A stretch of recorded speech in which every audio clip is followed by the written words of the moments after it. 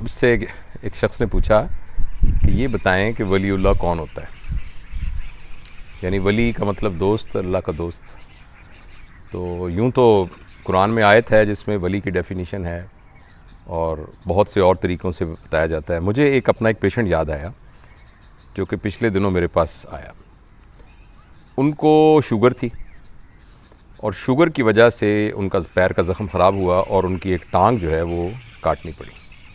तो ये पहले से कटी हुई थी। अब वो दोबारा आए जिसमें शुगर के अलावा उनको खून की शरीयानों की एक बीमारी हुई जिसमें खून का एक लोथड़ा आके टांग की शरीयान के अंदर फंस जाता है और जिसकी वजह से उनका पैर काला होना शुरू हो गया और ये फ़ैसला हुआ कि ये वाली टांग भी काटनी होगी। तो वो सारा वर्कअप मेरी टीम ने किया हुआ था, मेरे जूनियर डॉक्टर्स ने, और उनको एडमिट किया हुआ था। तो मैं जब उनको विज़िट करने गया तो ऑब्वियसली उन्होंने, बच्चों ने अभी उनको बताया नहीं था कि एम्पुटेशन करनी है, टांग काटनी है। तो मुझे वो काउंसलिंग भी करनी थी, तो मैं जाके उनसे तारुफ़ किया। वो एक 55 साल के आदमी, एक बहुत ही नफीस सी सादा खातून, उनकी बेगम साहबा साथ, और एक 3-4 साल का बच्चा साथ था। तो मैंने उनको बताया, उनसे पूछा कि भाई आपको पता है कि आपको क्या बीमारी है और ये क्या मसला है। तो एक हमारा रूल है हमेशा कि जब भी किसी को कोई बैड न्यूज़ ब्रेक करते हैं तो हम सबसे पहले मरीज़ से पूछते हैं कि उसको उसके बारे में क्या पता है, क्योंकि कई दफ़ा मरीज़ को पहले ही पता होता है। तो ये बात समझने में आसानी हो जाती है कि उसको क्या कहना है और किस अंदाज़ पे कहना है। तो जब मैंने उनसे कहा तो कहने लगा, डॉक्टर साहब मुझे पता है, मैं पहले भी गुज़र चुका हूँ उसमें से। मेरा दिल करता है मैं पंजाबी में बात करूँ, क्योंकि वो मुझसे पंजाबी में बात कर रहे थे तो शायद वो उस ज़बान के अंदर वो जो बातें उन्होंने मुझसे की वो ज़्यादा उसका अच्छा इजहार हो सकता है।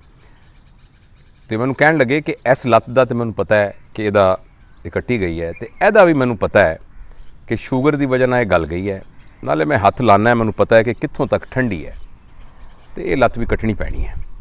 तो जिवें तुसीं मुनासिब समझदे हो ऑपरेशन कर दो मेरा, तो लत्त नूं कट दो। उन्होंने इतनी आसानी के साथ ये कहा। अच्छा, मैंने उनके साथ और रेपो बनने के लिए मैंने उनको पूछा कि आप क्या करते हैं, और वो कहते हैं बस डॉक्टर साहब मेरी चक्की है, 2 चक्कियाँ हैं मेरियाँ, तो वो चक्कियाँ मुलाजम काम कर दे। चक्की अगर आप नहीं समझते तो इट्स वो आटा पीसने वाली जो मशीन है उसे चक्की कहते हैं पंजाबी में। वो चक्कियाँ मेरियाँ है तो वो चक्कियाँ चलदियाँ ने। तो मेरा वड्डा पुत्र है वो सादा दिमाग का है। तो सादा दिमाग से उनसे मुराद ये थी कि वो थोड़ा मैंटली बहुत ज़्यादा एक्टिव नहीं है। तो वो हैगा कोई 22 साल का, तो सादा दिमाग का, उन्होंने पता नहीं लगता। तो दूजा मेरा आ पुत्र है 3 साल का, आ बच्चा, बस होर मेरी कोई औलाद नहीं। तो वो बस मैं शीशे लवाए हुए है, उधरों परले पासों नज़र नहीं आता, इधरों आता है। तो वो मजदूर काम करते रहते तो गुजारा होंदा रहता है। तो बाकी एनी उम्र लंघ गई, जिन्नी लंघनी सी लंघ गई, हुण थोड़ी जी उम्र रह गई है। अल्लाह का बड़ा शुक्र है, सारी जिंदगी लत्तां दे नाल तुरदे रहे हैं, भजे फिरदे रहे हैं। हुण चलो अगर लत्त नहीं भी हैगी तो कोई जो मर्जी ओदी मालक दी। ये उन्होंने इतनी आसानी से कह दिया। मैं ये सोचता हूँ कि किसी की एक छोटी सी उंगली भी काटनी पड़े तो वो कितने मुश्किल से इजाज़त देगा। तो लेकिन वो इतने सहूलत के साथ उन्होंने ये कह दिया कि जो अल्लाह की मर्ज़ी, बस उन्होंने जो फैसला जो कर लिया भी लत्त नहीं होनी, तो कोई गल नहीं, फिर की कोई गल नहीं, बस ठीक है, इन्नी जिंदगी लत्तां दे नाल ही भजदे रहे हैं। तो बाकी मैंने किसी ने दसिया मसनूई लत्त भी लग जाती है, लग गई तो ठीक, नहीं लग गई। अच्छा, उसके बाद मेरा उनके साथ एक अच्छा डेवलप, मैं कहा बड़े अच्छे आदमी हैं फलाना।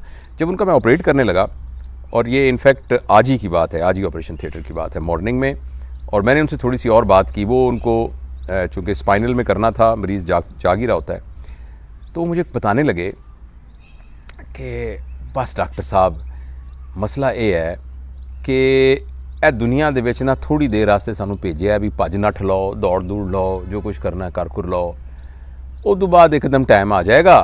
तो जे तो बंदे दे पुत्र की तरह इत्थों रहे तो अल्लाह मियाँ कहेगा आजा आजा, आ गया आ गया, आजा आजा, बह जा मेरे को, बह जा, आजा आजा, कोल आके बह जा, आजा, आ गया तू, हुण आ गया, बह जा, आजा। तो जे बंदा इत्थे कोई गड़बड़ करता रहा तो पता नहीं उत्थे की सलूक होएगा। अच्छा, मैं पूछा कि तुसीं स्कूल कितना पढ़े हो? तो कहने लगे कि हाँ स्कूल मैं गया सी, 5वीं 6वीं तक पढ़िया सी। इसके अलावा और भी उन्होंने बहुत सी बातें की। उन तमाम बातों के अंदर वो जो भी बात करते थे उसके एंड में पॉजिटिविटी आती थी। और एक ऐसा शख्स जो कि शुगर के मर्ज़ में मुब्तला और उसकी दूसरी टांग कटने जा रही है और ऑपरेशन टेबल पर बैठा हो, और वो कोई भी बात नेगेटिव ना करे और हर बात में ही शुक्र करे। मुझे बहुत सारी बातें भूल गई हैं जो कि इतने स्पॉन्टेनियस फ़िक्रे इस 2 दिन के अंदर मैंने उनसे सुने कि जिसमें उन्होंने हमेशा पॉजिटिव बात की। मसलन उन्होंने कहा भाई जो डॉक्टर साहब मेरे को थोड़े जे पैसे हो गए तो मैं 4 दुकानां होर ले लियां।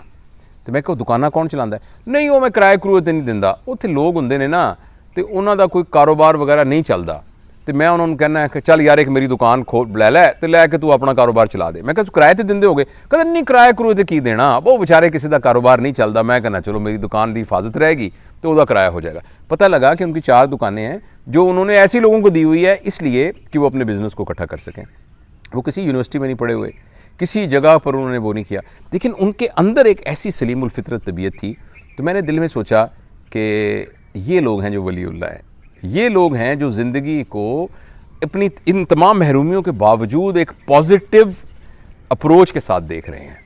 तो ये मैं आपके साथ शेयर करना चाहता था कि इंसान अपनी महरूमियों के साथ, जिस्मानी कमज़ोरियों के साथ भी, माली नाआसूदगी के साथ भी, और कुछ और चीज़ें जो ज़िंदगी में कम रह जाएं, उन सारों के बावजूद भी अगर चाहे तो अपनी ज़िंदगी को मस्बत सोच के साथ गुजार सकता है।